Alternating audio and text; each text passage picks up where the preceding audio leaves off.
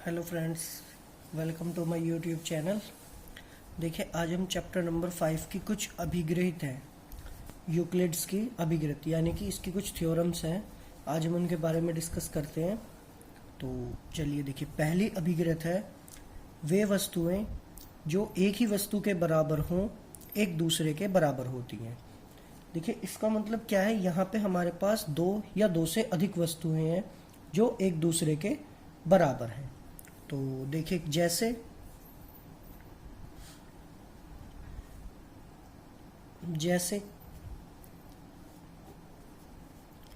A B बराबर है C D के, और लिखते हम सी डी बराबर है ई एफ के। तो यहाँ से हमें क्या पता चलेगा, जो ए बी है वो किसके बराबर हो जाएगा, ई और एफ के बराबर हो जाएगा। देखिए, ए बी एक वस्तु हो गई, सी डी एक वस्तु हो गई। ए बी किसके बराबर हो गया, सी डी के बराबर, और सी डी किसके बराबर हो गया, ई एफ के बराबर। तो जब ए बी सी डी के बराबर है और सी डी ई एफ के बराबर है, तो ए बी किसके बराबर हो जाएगा, ई एफ के बराबर हो जाएगा। यही हमारी पहली अभिग्रहित है, वे वस्तुएं जो एक ही वस्तु के बराबर हों एक दूसरे के बराबर होती है। तो देखिए, एक ही वस्तु के बराबर, यहाँ पे ए बी सी डी के बराबर है और ई एफ वो भी सी डी के बराबर है। तो एक ही वस्तु के बराबर हो गई, सी डी के बराबर ए बी भी है और ई एफ दोनों सी डी के बराबर है। तो ये भी दोनों आपस में कैसे हो गए, ए बी और ई एफ भी आपस में एक दूसरे के बराबर हो गए।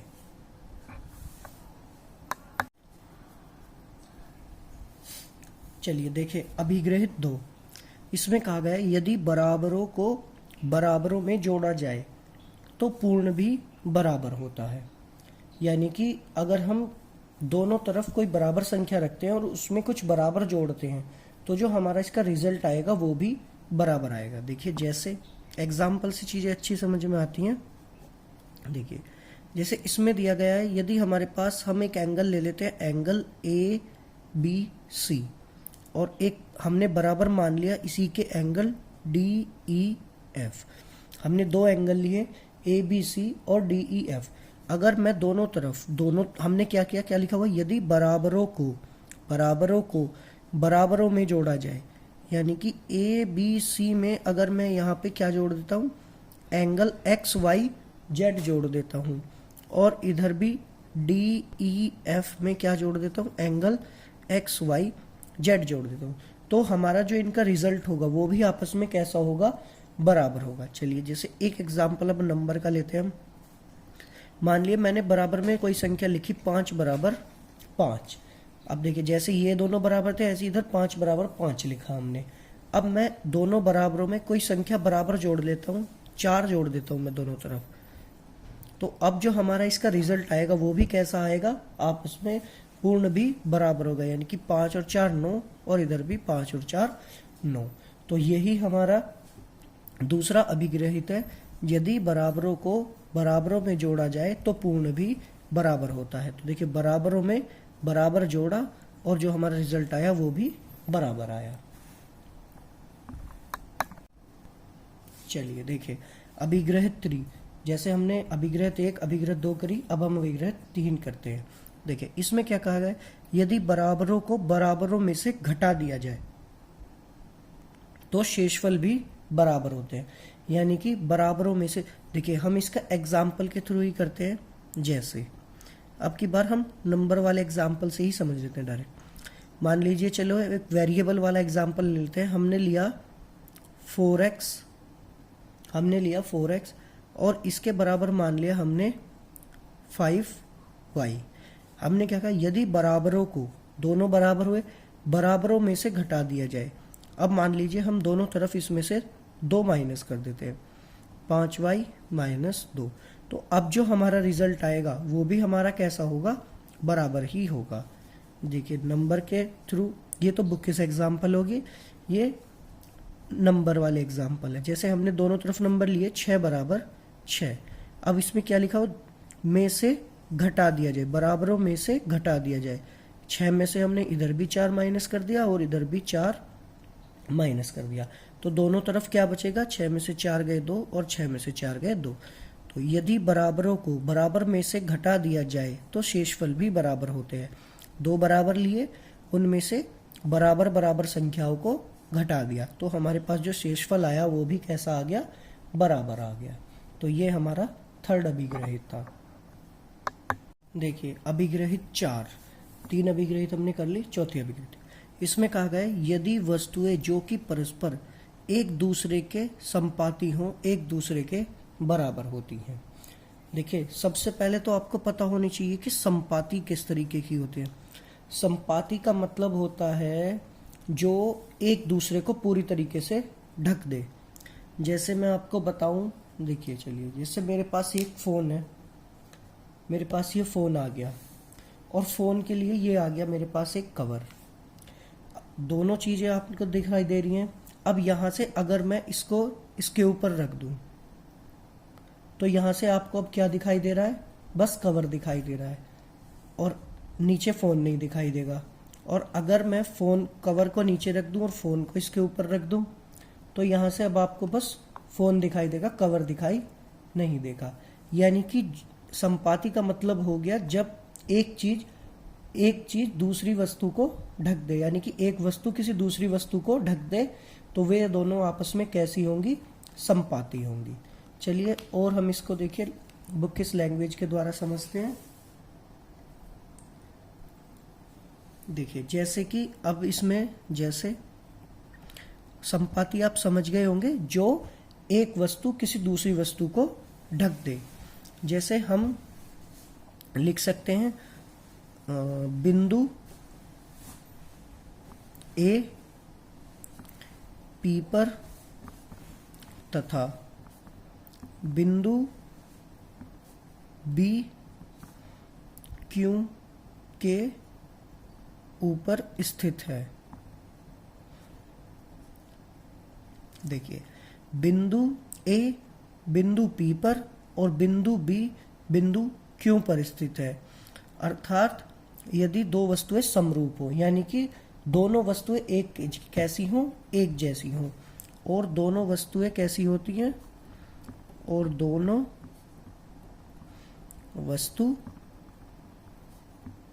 एक जैसी हो, दोनों वस्तु एक जैसी हो तो वे हमारे क्या होंगे, संपाती। तो देखिए जब वे संपाती होंगी तो एक दूसरे के कैसी होंगी, बराबर होंगी। चलिए मैं एक बार आपको फिर से समझा देता हूँ। देखिए जैसे हमने ये फ़ोन रखा, ये हमने फ़ोन लिया और एक हमने इसका कवर लिया, तो देखिए दोनों चीज़ें हमारे पास। अगर मैं फ़ोन को कवर के ऊपर, यानी कि मैंने कवर रख दिया ऊपर फ़ोन के, तो अब आपको कवर दिखाई देगा। लेकिन अगर मैं कवर को नीचे कर दूं और फ़ोन को ऊपर कर दूं तो अब आपको केवल फ़ोन दिखाई देगा। तो एक बार में एक ही चीज़ दिखाई देगी, यानी कि एक वस्तु ने दूसरी वस्तु को ढक दिया। और देखिए दोनों का जो आकार है वो कैसा है, एक दूसरे के बराबर है, दोनों एक दूसरे के समरूप है। तो इसलिए जो हमारी चौथी अभिग्रहित है, फोर्थ अभिग्रहित, इसमें क्या कहा गया है, वे वस्तुएं जो कि परस्पर एक दूसरे के संपाती हैं, एक दूसरे के बराबर होती हैं। ठीक है, चलिए देखिए अभिग्रहित 5 क्या लिखा हुआ है, संपूर्ण भाग अपने भाग से बड़ा होता है। देखिए लैंग्वेज में ही सारी वो लिखी हुई है, समझने की बातें। संपूर्ण भाग अपने भाग से बड़ा होता है। देखिए जैसे मान लो मैंने एक क्या लिया, एक आयत लिया या फिर एक पेज लिया। ये मान लीजिए मेरे पास एक पेज है, तो इसकी कुछ लंबाई होगी, मान लीजिए हमने मान ली इसकी लंबाई 5 सेंटीमीटर है और इसकी चौड़ाई 4 सेंटीमीटर हमने मान ली।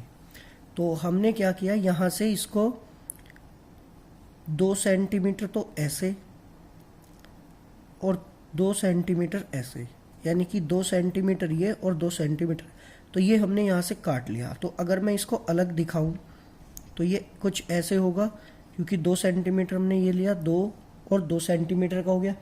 तो देखिए संपूर्ण भाग, तो ये पूरा संपूर्ण भाग, और जो हमने इसमें से काट लिया वो भाग कैसा हो गया, छोटा भाग।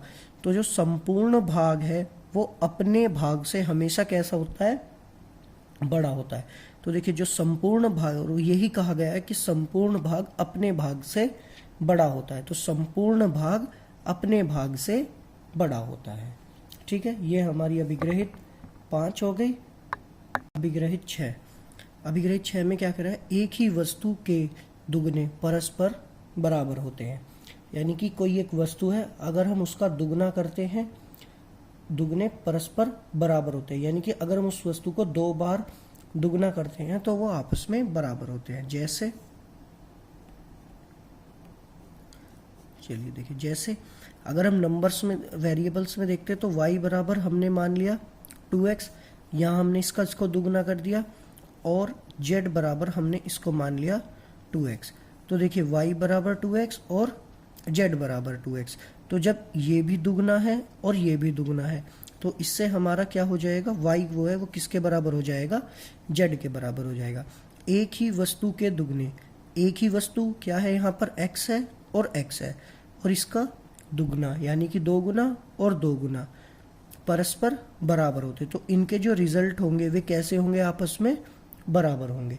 चलिए अगर एक नंबर से देखते हैं, हमने एक नंबर लिया 3 और मैं एक बार इसका, तो एक बार मैंने इसका 2 गुना कर दिया और एक बार मैंने फिर से इसका 2 गुना कर दिया, तो 3 दूनी 6 और 3 दूनी 6। यानी कि देखिए मेरे पास जो एक नंबर था 3, एक बार मैंने इसको दुगना किया और एक बार मैंने इसका दुगना किया, तो इनके जो रिजल्ट आए वे आपस में कैसे होंगे, बराबर होंगे। तो इसलिए एक ही वस्तु के दुगने, एक ही वस्तु के 2 गुने परस्पर बराबर होते हैं। तो ये हो गई हमारी अभिग्रहित 6। चलिए देखिए अभिग्रहित 7, ये हमारी लास्ट अभिग्रहित है। समान वस्तुओं के आधे एक दूसरे के बराबर होते हैं। तो जैसे हमने अभिग्रहित 6 किया था, ऐसी अभिग्रहित 7 में देखिए समान वस्तुओं के आधे, अगर हम y बराबर x/2 कर देते हैं, हमने इस वस्तु का आधा कर दिया, और z बराबर x/2 कर देते हैं, यहाँ भी हमने, तो देखिए एक ही समान वस्तु के आधे कर दिए, तो इनके जो रिजल्ट होंगे वे आपस में कैसे होंगे, बराबर होंगे, y बराबर z। चलिए यहाँ नंबर के द्वारा समझते हैं। जैसे मैंने यही नंबर ले लेते हैं, हमने नंबर ले लिया 6 और दोनों बार हम देखिए एक बार आधा कर दिया और एक बार फिर से आधा कर दिया, तो जो हमें इसका रिजल्ट मिला 2 तिया 6 यानी कि 3 और 2 तिया 6 यानी कि 3। तो देखिए समान वस्तुओं के आधे, समान वस्तु 6 होगी, दोनों बार हमारे 6 वस्तु हो गई और उसका हमने आधा कर दिया, यहाँ भी आधा और यहाँ भी आधा, एक दूसरे के बराबर होते। तो जो इसका रिजल्ट आया और जो इसका रिजल्ट आया वे भी आपस में कैसे हो गए, बराबर हो गए। तो ये हमारी यहाँ से 6 अभिग्रहित थी जो मोस्ट इम्पोर्टेंट है। यहाँ से आपसे MCQ में क्वेश्चंस पूछे जा सकते हैं, या फिर ये इस चैप्टर की मेन थ्योरम्स की तरह हैं जो आपको पता होनी चाहिए।